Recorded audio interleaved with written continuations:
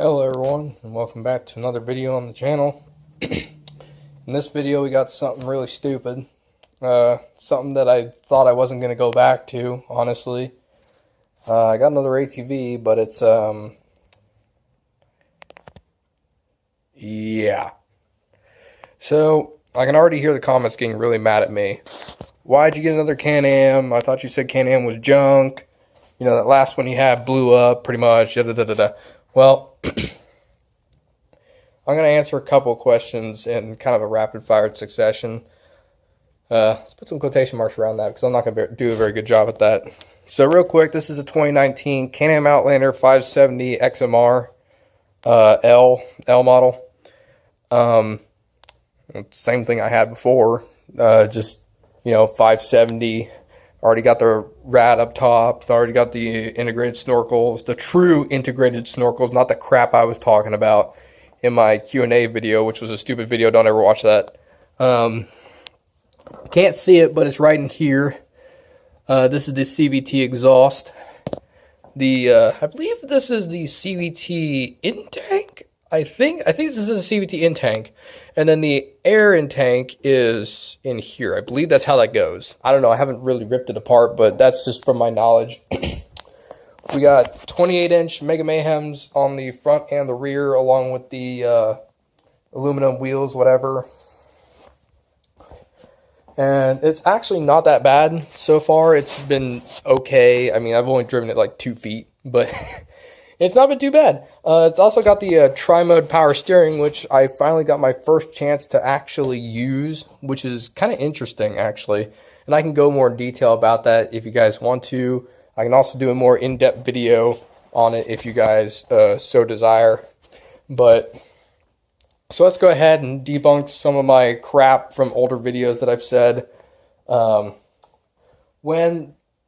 the video, I don't remember what the title was, but I believe it had to do with the Outlander sitting in the yard, and it was in front of the shed, and I said that I said the head is cracked on it. That's not true. What happened is there's a seal. Sorry about that. On the inside, you're probably not going to be able to see it on this one too good, but inside of here, hang on a second. Well, you can't see it, but obviously you have a shaft. It's a shaft drive. Yeah, you can't quite see it. Oh, well. Well, basically, there's a U-joint in there, and it goes into your transmission. Well, what happened is when I got it back from Ride 1 Power Sports, they didn't put that bolt back in all the way. So what happened is the bolt came out, and then the U-joint was sitting there spinning freely without the bolt. So it was beating the crap out of the bearing. So the bearing opened up a little bit because it's got the crap beat out of it, which allowed water to get inside. And since water got inside of my transmission, that's where the oil was coming out from. And because the shaft was spinning, it was flinging oil all over the place. So that's why it looked like the head was cracked on it. So there was that. Honestly, I think that was like the only one that I have a huge issue with. The whole thing about it having a whole bunch of power, the 450 in particular, and doing water wheelies with it, all that was true. You can do water wheelies and all that other crap with it. You can. I promise you can. I've done it, and I could still do it if I had one, but I don't. So I wanted to get that out of the way. So why did I return to Can-Am? Well, I mean, it's not, I don't know, something about it is just like basically, I almost want to give Can-Am a second chance because I felt like I treated mine poorly. Now, what do I mean by treated mine poorly? Well, one thing I did wrong was the radiator relocation kit. I didn't realize that you're supposed to take the original tank out and use the tank that they provide. I didn't know that. I should have realized that when I said I needed another cap. That was stupid. I wish I didn't do that, whatever. But I'm sorry that I'm breathing a lot. It's just I have asthma, so it's hard for me to talk a lot. So basically what it comes down to is I am a lot more knowledgeable on Can-Ams nowadays than I was in the past. So I feel like I'm going to be able to keep this one going, you know, be able to, you know, care for this one just a little bit more, I hope. And hopefully it doesn't fall apart like the other one I had. Now, mine did have some problems that had nothing to do with me. Like, it was completely not my fault.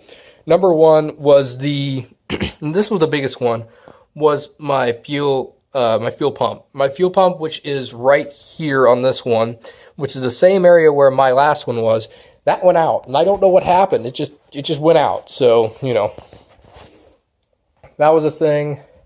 And then the other one was the brakes breaking off. Now, what do I mean by that? Let me go ahead and go into detail on that. So what happened is on the actual rotor, you have obviously your brake pads that are hitting the rotor. Duh, that's common sense. Well, what was happening is when the brakes would clamp against the rotor, whenever you pull the brake, the brake pads would detach themselves from the metal piece, from like the brakes themselves. The pads would fall off, like they weren't glued on right, is the problem. But that was the problem with them. And that was a huge issue. And that happened 4 times with it. Now, I'm hoping that doesn't happen with this one. And I don't know if anyone else has the same problems that I do with that, you know, with that. But that seemed to be a really big common issue that I had with my Outlander L. Now, this one definitely, I don't know, I don't know what else to say, honestly. I'm just trying to come up with stuff at this point. Don't worry, we still got the Ninja 250. It's still hanging around.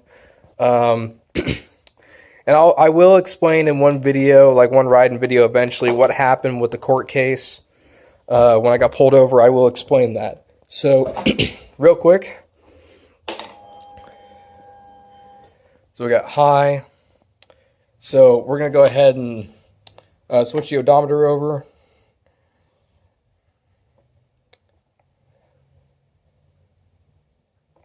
If you guys want to know how to do that, you should know that in the video I had previously.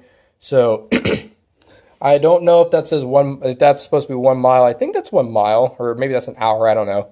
1108. That's wrong. I gotta change that. Oh no, triple odometer 1.5. Okay, and it's got 21 minutes on it.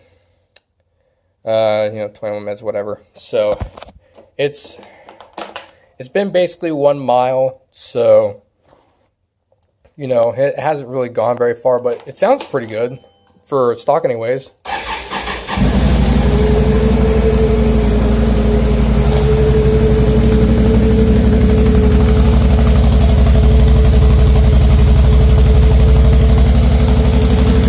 At least from, you know, my point of view.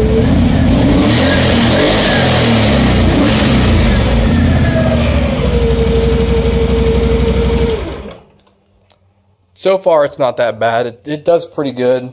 I've taken it around the block a few times. It doesn't feel that bad. Seat's nice and soft. It's up higher than mine for sure because of the 28-inch tires, but, you know, it's whatever. The tri-mode power steering works pretty good. I believe it's on the minimum setting right now. Yeah, DPS mid. Put it on max. Ah, shut off. Won't shut off. Yeah, look at that. And then if you turn it off, comparably, oh, well, it stays on, but it'd shut off eventually. But anyway, yeah, I just wanted to give an introduction to the new stupid, dumb Can-Am that I got, which I don't know. I'm not happy with this one. But because I was originally supposed to get the 650, but I decided to get this one because of the storage on the back, which I don't like about the 650 because it's not watertight. Now, this isn't very watertight either, but it's up higher, and that's really all I care about, honestly. It's a lot easier access than it is down on the bottom. I don't know how I'm going to get the water out of it, but if I have to drill a hole in it to do that, I will. But yeah, so if you guys got questions, you can feel free to ask me, and I'll do a video answering all of your questions. And this will be a true, honest-to-God video answering your questions and not answering them like a dumb idiot like I did in the last one. So, yeah, thank you guys so much for watching this video. Hopefully you guys don't unsubscribe from seeing this pile of trash. And I will see you guys in the next video. Peace.